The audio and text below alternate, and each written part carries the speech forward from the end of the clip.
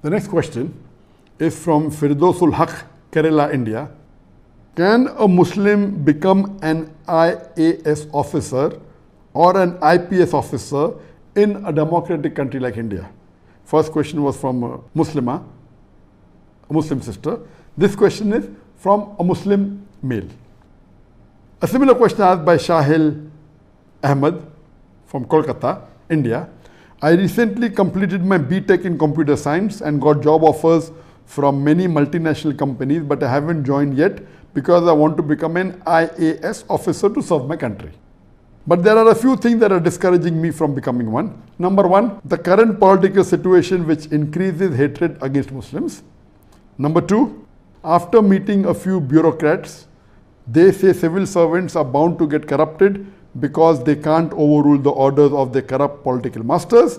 Number three, constitutionally, politicians can harass you because they have power to transfer and remove any civil servant from important posts and give less important posts. Since I'm a practicing Muslim, what is the advice? Both these questions are related. The first question posed by the Muslim brother, that can he become an IAS officer or an IPS officer in a democratic country like India?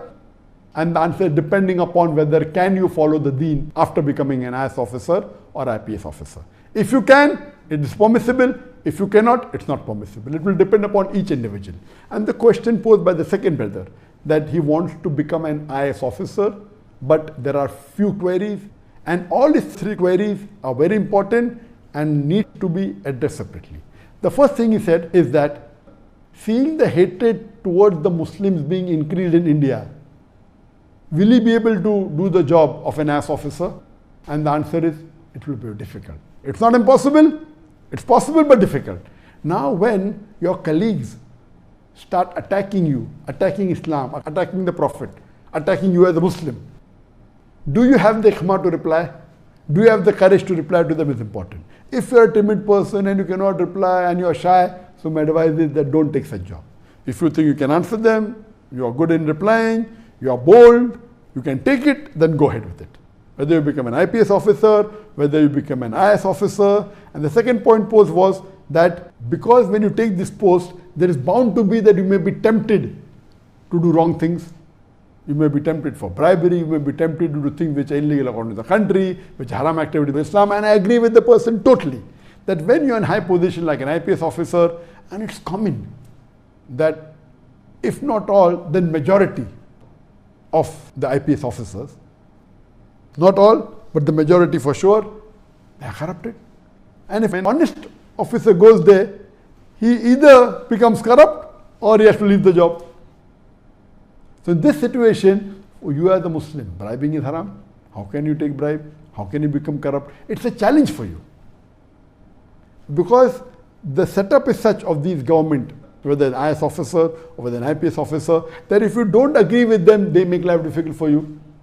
And the third part is that the political bosses, if you don't follow them, they will transfer you. Yes, they can transfer you. So my advice to you is that if you are strong, if you know that you have the courage not to involve in bribery, you will not do corruption, you will do justice, you will follow the Qur'an and Sunnah. And if the political bosses tell you something, one thing you are sure that if you are honest, they cannot remove you, they can transfer you, yes. They'll put you to a place which is isolated. But when they transfer you, if there is no evidence of yours which is against the law, what they will do? They cannot demote you. They can transfer you, and when they transfer, very often they may have to give you a higher position. I know some officers, Muslim officers, which were very honest. Because they were honest, they kept on being transferred. And because they were transferred, they kept on getting a raise very fast. So at a young age, they reach the top position very fast. Alhamdulillah, so it's a blessing in disguise. So if you are such a person who's a Muslim, who's strong, who can face the criticism of the non-Muslim, who can face the attack of the non-Muslims against Islam, and who's going to be honest, who will accept the challenge and say that I will not involve in bribery, I will not do corruption, I will give justice even if it goes against myself, I will protect the Muslims, then go ahead with the job. Whether it's an IPS officer, whether it's an IAS officer, it's going to be a challenge, it's going to be difficult. I know many Muslims who have taken this job and have deviated away from Islam. There are few that I know who have stuck to the straight path. If you know that you are bold, if you can take the challenge, if you have that mettle in you, then go ahead. Alhamdulillah, otherwise it is safer for you not to take up such a job.